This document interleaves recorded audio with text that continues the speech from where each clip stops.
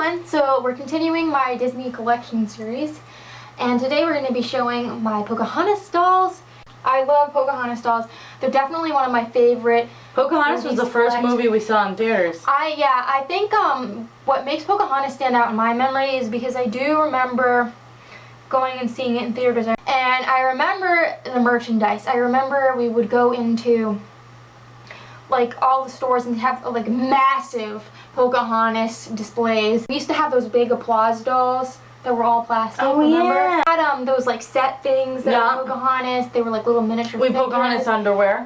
The shirts we had. Dad made us teepees for Pocahontas. Oh yeah. But Dad made cool teepees and he let us like design them. It was like an arts and crafts project. I picked like the white sheet and I drew like little swirls all over, and then you had the brown one. The brown towel. Yeah. And he wanted to make us a canoe, remember? Oh, yeah. He talked about making us a canoe for them, and I always really loved anything to do with Native Americans. Like, I always really loved the Pocahontas movie. It was one of the ones that like really touched me as a kid and kind of made me into like a hippy dippy. Like, I mean, it's funny, we watch the same movies, but... Well, also, if you think about, like, I was really shaped by Beauty and the Beast because I was so young, and she's so young, she barely remembers seeing I was theater, really shaped by, like, movies like Free Willy and Fern Gully and Pocahontas and Once Upon a Forest. Like, I grew up to be a vegetarian, you know? Like, it all makes sense. But I think also what's really special is we have so many memories with Pocahontas dolls. This was the first set of dolls that I actually went out to collect, and I was like 4 when this movie came out, and I actually collected the whole Sun Colors line. I collected the entire like I think it's called Wilderness Dress and Play. Yeah. The fashion packs. The Pocahontas Dress and Play fashion. We played with them together. We had all kinds of incidences with their heads rolling off and our guinea pigs chewing them. I was about to say, my Wilderness Dress and Play pieces have like a lot of evidence of Peter and Tina. I think we got the Pocahontas dolls together like right around the time we saw a movie because I remember camping with them, with Mom and Dad. I don't remember. At like our first campsite that we ever camped with Mom and Dad at. I remember sitting out on the front, you know, our old stone steps, when we had like their blankets out and stuff, and we were watching all the leaves appear on their outfits. Yes. I remember that. You know, Peter and Tina chewed off feet and hands. So we ended up, none of our earliest Pocahontas dolls are still surviving. I think one of the main differences between this collection and some of the other ones I've shown is that I had a really deep-rooted connection with these as a kid, and I had a lot of Pocahontas stuff as a kid, whereas like Snow White and Cinderella, those were things I got into as an adult. So this is like Aladdin. This was like almost equal to Aladdin when I was a kid. And oh, definitely. This was our easy second. I definitely like love them just as much now, but in just terms of like that was my passion for them has been around since I was very young. So we're going to show you the dolls, tell you the stories, and if you want to see pictures of them, if you want to read more about them, this is actually an album I finished on Flickr, so all of the fun facts are like up to date and things. This is my surviving childhood Pocahontas doll. However, she is not one of the ones Colleen and I originally got brand new at the store when the movie came out. Both of them ended up decapitated and chewed by the guinea pigs, and they probably ended up in the trash. I honestly only kind of vaguely remember giving one away, but I don't remember what happened to the other one. So because we each have one. We do have their outfits though. So this lady I got at an indoor flea market in 2003. We stopped at this little hole in the wall place with Dad, and they had a bunch of really ratchet looking 90s Barbies and 80s Barbies in mugs, and I saw this Pocahontas. They were $5 each, which was outrageous. She was like pretty much like new. This outfit is not hers. It is way nicer than the one she came in. I think this is the one she came in. But I had to have her because at that point I didn't have a Pocahontas doll from the Sun Colors line anymore. And I also got my Nakoma, who you'll see in a few minutes.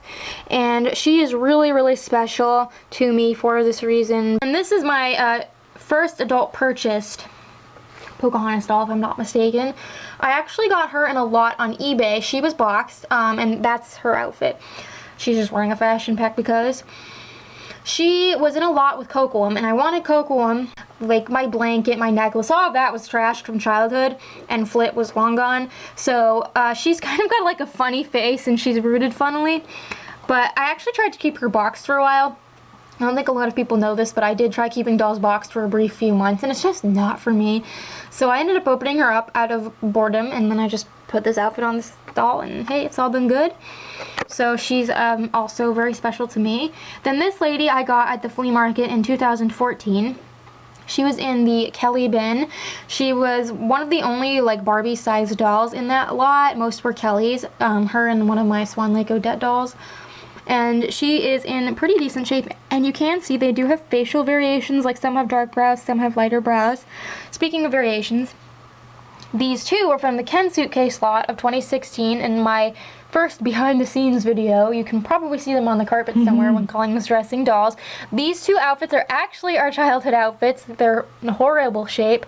And part of why I'm like really fond of these two is they're not in good shape. They're both like missing a lot of hair, and this one is ugly. However, both of us had this version of Pocahontas when we were kids with the really light eyebrows and the really like big harsh eyes. This really nice lady, I opened her in a haul in this channel. She was part of the Clueless lot from 2017 at the flea market, and you can see how nice she is.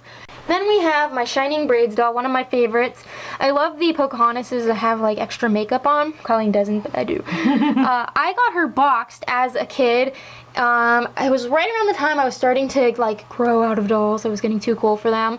I got her in Matchmaker Magic Mulan, boxed at an indoor flea market. We have my 3 Color Splash hair dolls. This was my first one. I got her in 2011, right around the time I started collecting dolls again. She was $1. She was from Dollar Lady at the flea market. And she was one of my first like really dramatic makeovers. Her hair was entirely dreaded and it looked like a Brillo pad. And I had just been learning the boil wash technique, and what I love about knowing doll restoration techniques is instead of looking at a doll and not being able to buy it and being disappointed because you want it because of the shape is so bad, knowing techniques like the boil wash and the flat iron always give me the ability to see the potential in a doll. And I knew I could fix her. I knew that I could like restore her hair back to this, you know, soft, sleek neckline. And I was still new to it though, so it took a lot more work and time than it normally would like now. My nicest one here, I got her from the Color Splash Pocahontas lot in 2016. We actually just got a lot of clothes from the same seller recently. He usually sells his dolls for like a 2 for $5 kind of deal, but that day he said he had a container with some like scrappy things, and she was in the container, and he sold us the whole container for, I don't know, like $8, $10. My last lady here came from the Teresa lot of 2017, and she was one of the Disney dolls from said lot. Then we have my 2 braided beauties. So, this one's my bae. I got her in 2011. I remember I got her the same day as my 40-cent Rock Angels Chloe. We got her from one of the sellers that used to set up all the time, and I was really excited to find her because this is her outfit. And then this little ragamuffin over here came from the Filthy Disney bin of 2011. So I got her a few months after this doll. It was just this really beat up, mangy bin of mostly Disney stuff actually. And then we have River Rolling Pocahontas. She has trouble sitting up, so excuse arm posture. Colleen and I found her at an indoor flea market in 2012, and I remember seeing her a few times but not being sure if I wanted to pay like the $3 for her since she didn't have her outfit. But we ended up buying her, and I wish we had the canoe because you really wanted the set when we were kids. Oh my god, it's such a cool set. She's actually wearing my favorite and first Pocahontas dress in fun fashion. Yep. Then we have Feathers in the Wind. She is, it's funny, my 2 favorites aesthetically are next to each other. So this is my Feathers in the Wind doll. She is gorgeous. She has like these feathers in her hair, and she has one of the most amazing costumes. And I saw her at an indoor flea market sometime in 2011. It was at the first few months we were collecting dolls again, and at the time I was pretty much exclusively collecting Disney. And I think Colleen spotted her up on a top shelf from a guy I got my classic Snow White from. And we both like were enamored by her, and Dad came over and he saw us looking at her and he haggled to $15. So she wasn't still sealed in her box, I don't think, but she had been stuffed back inside. Now that you mention it, I think you're right. Yeah, but she had all her stuff, so she clearly only ever been She's aesthetically easily my favorite Pocahontas, like there's no contest. But I don't know if it's such high quality. Really love these, as Colleen would say, ugly, my favorite fairy tales Pocahontas dolls. I have 2. So this is my childhood one. We'll start with her.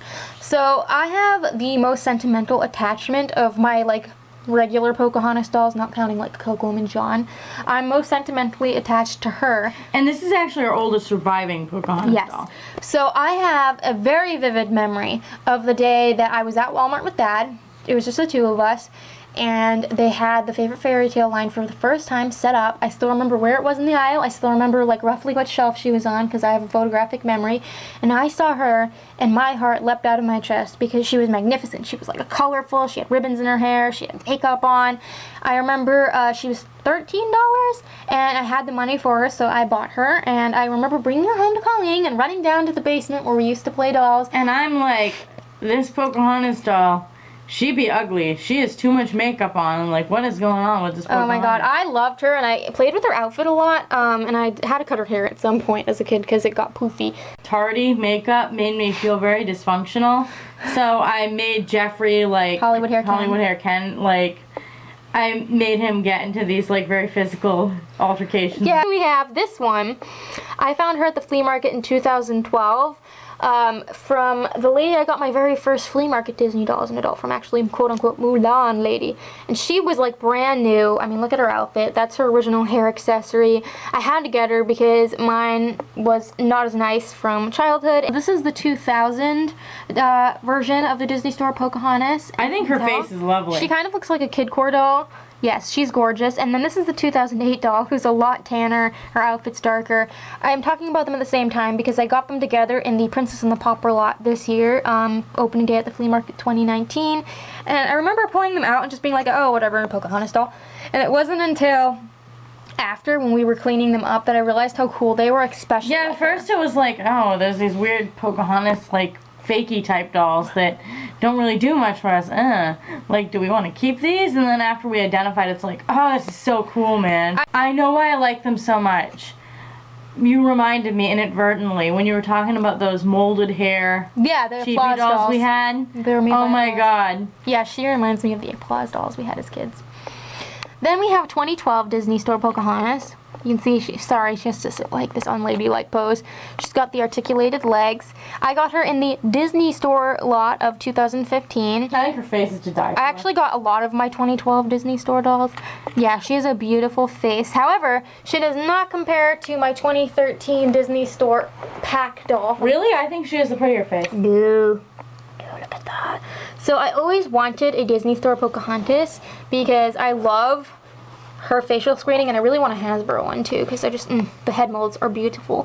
Colleen bought me this set in 2013 in the fall after she got her job at the high school. It was kind of like, I'm gonna be at work all the time and I feel bad and guilty because Dad passed away a year ago and now you're gonna be by yourself, so I'm gonna buy you these dolls to cheer you up.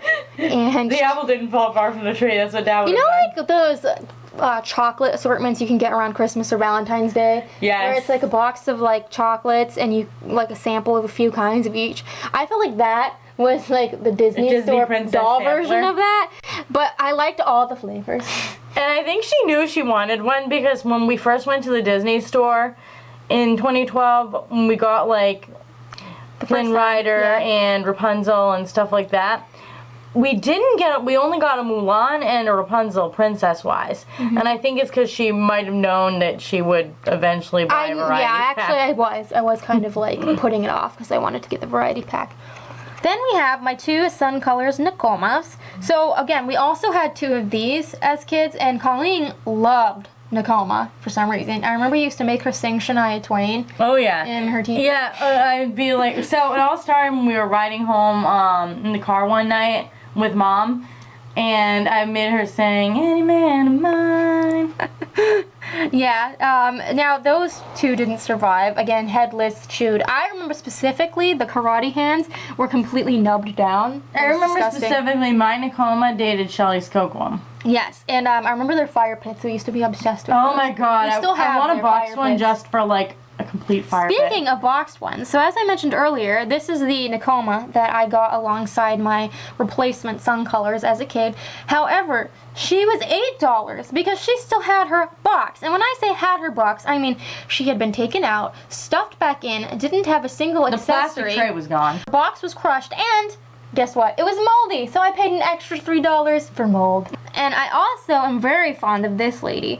She came from the 60 doll bin. It was a large lot of Barbies and Disney dolls we got on opening day at the flea market in 2013. And I remember we originally were only going to buy a few dolls separately because most of them were naked. And we try to not buy, like, mostly naked lots of dolls unless there's a good reason. But we both wanted this Nakoma for some reason because she's just so nice. But we ended up going back and buying the bin because there was a lot of, like, AA dolls and like Ken dolls and just cool things. So even though they were naked, it was worth it. Kind of like Ken Suitcase bin. Then this is Color Splash Hair Nakoma. She is my shabbiest doll because she's like super loose and super bald and she doesn't have her outfit. She was actually a gift. I had a friend a long time ago who got her, I don't know if it was like on eBay or at the flea market. She was in a lot maybe, and she didn't want this doll and she was just like, hey, you want my Nakoma? So I've had her a long time, since 2012, and I just love her. I'd like to get a nicer one with her outfit, or just an outfit for her. That'd be cool. Then we have my two Smithies. So these guys are the Sun Colors John Smith. They did make another one for the Color Splash line. So I had him as a kid, and we were just discussing this. I saved up my allowance money for John Smith. So Shelly accidentally jogged my memory. Got our Nakomas together as kids, and that she made a point of buying Kocoum and John later. And she got her original Kocoum at this like store called Rich's that closed 1,000 years ago. And I remember seeing her sitting in like the baby seat of the shopping cart because she was still so young. I remember doing that. Holding her newly boxed Kocoum, and I remember standing with, you know where like the junk machines were at the store? In the front of the store with Mom by the junk machines. And I remember she had the money and she bought him, but he was something she wanted. Whereas John, she had to save up more money to get. Yeah, I remember in the shopping cart while Mom was shopping and I was holding his box, I remember turning it over and looking at the other dolls they made, and I was like, oh, I want John Smith. So, yeah, I saved up for my first one, and he was actually the nicest, which is really sad, of our childhood dolls. And I think it's because he got played with a lot, but I got him a little bit later than the others because obviously like Pocahontas was my first and Kocoum was the most played with, so they got trashed. And then I think Colleen played with both of the Nakomas a lot. So he was really nice, but he too had shoe damage and I lost a bunch of his stuff, although I have the most of his things. And actually, in one of Colleen's, we have one tape of our birthdays as kids. Because Mom and Dad didn't own any like camcorders or anything, but Dad borrowed a camera, and in said video, I am holding the compass that came with him and showing it to everyone. Yeah. I was like a shy kid, but I was literally going around your birthday showing everyone my cool compass. He didn't survive. I had him and my childhood Kocoum up until 2011, but I knew that I couldn't really display them. They both were beyond saving. Like, you can't body donor man dolls easily, and even if I could, like the face paint, the hair, nothing was really salvageable except for their clothes. Kocoum's hair was like cut to like here. Yes. So, I found him. He was one of the later ones I found from this set again. But I got him on Sears' website. They had this thing called the Peddler's Market. It's kind of like eBay, but through Sears. And he was expensive. He was like $40, but that included I thought shipping. he was only like 30. No, he's 40. And he was one of my... John! He was one of my most expensive dolls. I don't usually pay more than like $30 for like a doll, but he was boxed, and I have no regrets. I didn't even remember he came with this. Like, I didn't realize that when I was putting him in Kocoum's loincloth last weekend, it was expensive. But I love him. He was so worth it. Like, I've had him for 8 years. This guy I got actually a few months later, kind of ironically, because I had all the armor that came with my childhood guy still. I just didn't have like this or the compass anymore. So if I hadn't got him online, I would have gotten him in the aerial yard sale bin a few months later. And I would have had a mostly complete John Smith. But it's okay because, you know, 2 is better than 1. And then, obviously, we were telling you the story of Kocoum. As kids, he had a grand personality, and the accent you guys hear in, like, As Told by Dollies and their little That skits, was how I used to make him talk. I had a crush on Kocoum in the movie. I think that's why I like dolls with mohawks so much, because he was like, I was like, why are you ditching him for that like, full of himself, arrogant, blonde, ugly guy? Like, that was... And as we got older, like, not super old, but Shelly had me play with Kocoum, and he was married to Esmeralda, and it was this huge love story thing, and I think that's where the accent started. Yeah, he was also married to Julia, our Dr. Barbie. Oh, yeah, well, okay, so Julia was the bad mom, and like she left him or he had to run away from her or something. Yeah, she's abusive. And then He had daughters that were all like my Christina, like regular Barbies. yeah, like teenage daughters. Because we didn't have a lot of like Skippers or Stacys or anything. And he fell for Esmeralda, who was like living on the streets, and he took her into his home. And then later on, like when we got older, you still used him, and he would never wear like his Native American outfits. He would have. I love seeing him in regular clothes because it's so ridiculous. Yeah, I remember one time I had him in boxers and a tie. I don't remember. I got him on eBay in that lot with my box Sun Colors doll. They both kind of smell like cigarettes in the box. Thank you guys all so much for watching. I hope you enjoyed this video, and like I said, feel free to check out my Pocahontas album on Flickr, linked below, if you want to read more or see pictures. And until next time, love your dolls, love yourself, and love your life.